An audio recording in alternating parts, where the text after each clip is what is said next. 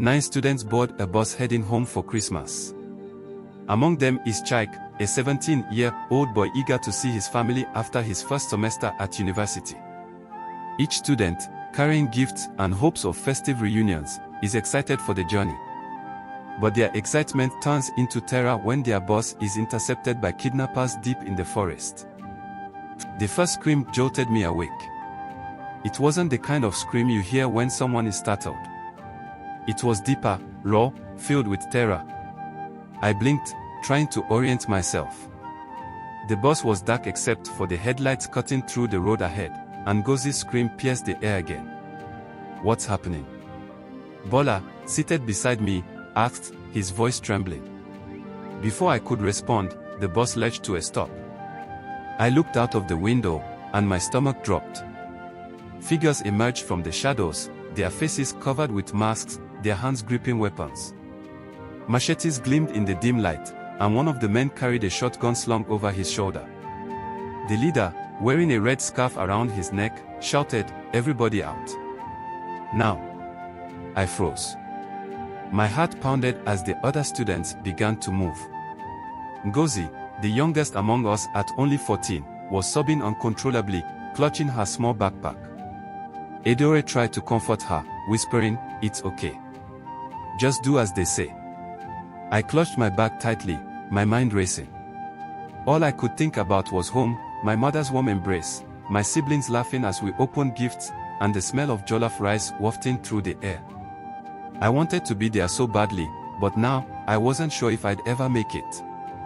They herded us out of the bus like cattle, barking orders and shoving anyone who moved too slowly. I stumbled as I stepped onto the uneven ground, the forest around us alive with the sounds of crickets and rustling leaves. "Move," one of the men shouted, jabbing a machete in our direction. We walked in a single file, our heads down, too scared to look up. I could feel Bola beside me, his hand brushing against mine as if seeking reassurance. Behind us, the kidnappers dragged the bus driver, Baba Musa, who looked as terrified as we were. After what felt like hours, we arrived at a clearing deep in the forest. There, a small fire burned, casting eerie shadows on the trees. They made us sit in a circle, our legs cramped and our bodies aching from the long trek. The leader, the man with the red scarf, stepped forward. His voice was cold and commanding as he addressed us. "You are now in our hands," he said. "If your families want you back, they'll pay.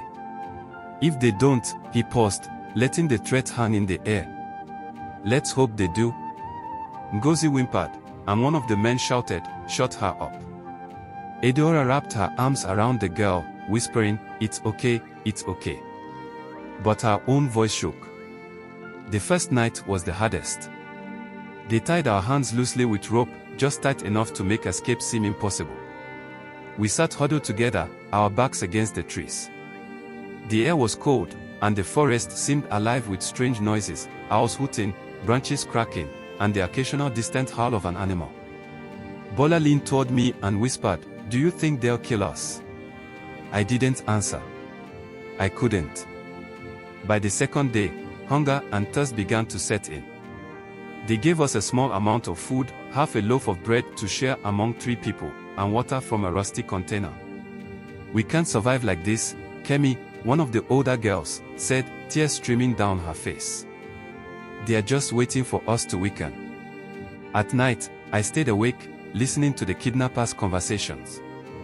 They spoke in low voices, discussing ransom amounts and strategies to avoid the police. But one conversation caught my attention. "We need to move them soon," one of the men said. "The villagers are starting to talk. If the police come this way." "They won't," the leader interrupted. "We have them right where we want them." On the third day, the kidnappers forced us to make calls to our families. They shoved phones into our hands, barking, "Cry. Beg them to pay." When it was my turn, I called my mother. As soon as I heard her voice, the tears came. "Mama, please," I said, my voice breaking.